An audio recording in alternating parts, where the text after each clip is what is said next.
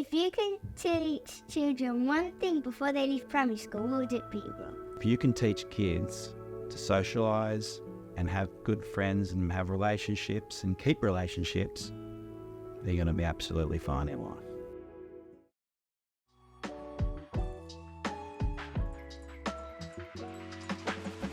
Welcome to Lessons for Life. I'm Gabbie. I'm Marnie, and today we're interviewing SchoolTV. Thank you so much for being here. Please introduce yourself to the audience. Hi, I'm Helen, and I'm Head of Sales at SchoolTV. And I'm Rob. I'm one of the co-founders and directors of SchoolTV. Please, can you tell us what the focus of your work is? Yeah, sure. I think I have the best job in the world because I get to go into schools and find out what some of the issues are that schools have to face from a mental health and wellbeing perspective, and then I can provide them with a solution with SchoolTV with a whole range of experts and fantastic resources for them to use to help to support their community. Well, at SchoolTV, we're a mental health and wellbeing platform for schools, and we target parents and we help parents understand the signs and symptoms that they can look out for to help them raise happy and resilient young people. Interesting. Can you tell me what you are trying to achieve through your work? Yeah, sure. So what we're trying to do is to improve the mental health and wellbeing of the communities across countries so that everyone is feeling better and healthier and happier and more confident in the way that they're approaching their life. Why do you think the Lessons for Life campaign is important? So Lessons for Life is really important because it brings together a whole lot of organisations that have the same aim, and that's to raise happy and resilient young people. What problems in society do you think education could fix? Well, I think education is wonderful because when we're teaching people, we can reach a whole range of people on a whole range of topics. And actually at SchoolTV, that's what we try to do. We bring experts to families to educate them about specific social topics in society where they can learn and they can skill themselves up and build their capability so that they can be better parents and have much more connected conversations with their kids. And also it's great for teachers too because they get to learn and to be able to work with kids as well. And by learning and by educating people, we all become better, don't we? What problem in society do you think education could fix? I think education can fix loads of issues in society, but in particular at the moment, mental health and wellbeing and healthy bodies are really important issues, aren't they? So we're trying to work really hard to be able to educate families and communities so that we can fix and help to fix some of those issues. And it wasn't always something that parents have had information on in the past. So what we're trying to do is bring all that information to them and help them raise their kids. That's interesting. We're now at the back to school segment. What was your experience like when learning PSHE or life skills when you were in school? Well, interestingly, my experience of PSHE was pretty limited when I was at school. Schools just assumed that we would learn at home all of those skills, but now it's totally different, isn't it? I kind of felt like it was basically the teachers would tell us to go out for a run or play some sport. And as long as we were running around and active, they thought we were happy. I have an idea. We're now going to test your knowledge. Please pick one card out of the hat. Ooh, okay. Will I shuffle them around? Okay. Ta-da! The topic is feelings and emotions.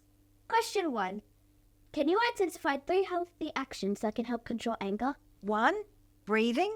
Box breathing, which is when you breathe in 4 times and then you hold for 4 and then you breathe out for 4. I think it's 4 seconds. 2 is going for doing some physical exercise. And number 3, taking yourself away from the situation and giving yourself some space.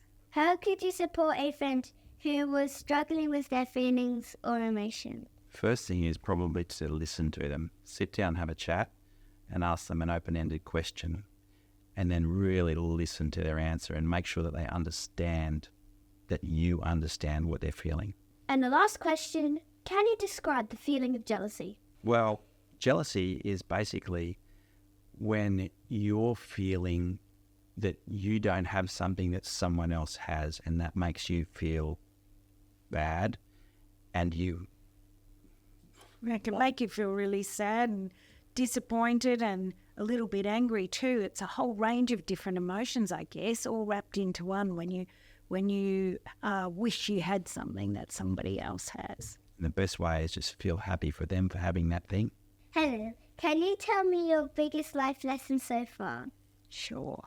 I think my biggest life lesson, and there's been plenty because I'm pretty old, but my biggest life lesson so far is about happiness. And I've been thinking a lot about happiness lately and how everybody wants to be happy all the time. And it's not easy to be happy all the time, is it? So I was thinking, I think when I'm happiest is when I'm giving rather than receiving, because you can get lots of gifts and you can make yourself happy for 5 minutes. But if you're doing things for others, it makes you feel really happy and it builds your self-esteem and makes you feel good about yourself. And that's a great thing. So I think when I'm feeling a bit low, I'll try and do something for someone else and it makes me feel really good. And how about you, Rob? Well, I think that you can have really good ideas in life, and you think that idea is going to be really, really easy to get someone to do. But change is really, really difficult, and getting people to change the way that they do things, it's not easy. So what you've got to do in life is be persistent. If you believe in something, you push, you go, you might get a no, but you go back again, you try again. If you could change one thing about education, what would it be? Helen? What I'd like to see change is for mental health and wellbeing to be really prioritised in schools. At the moment, it doesn't sit right at the top of the list. And I think for children to thrive, mental health and wellbeing really has to be at the top of the list. Maybe a bit more money for schools.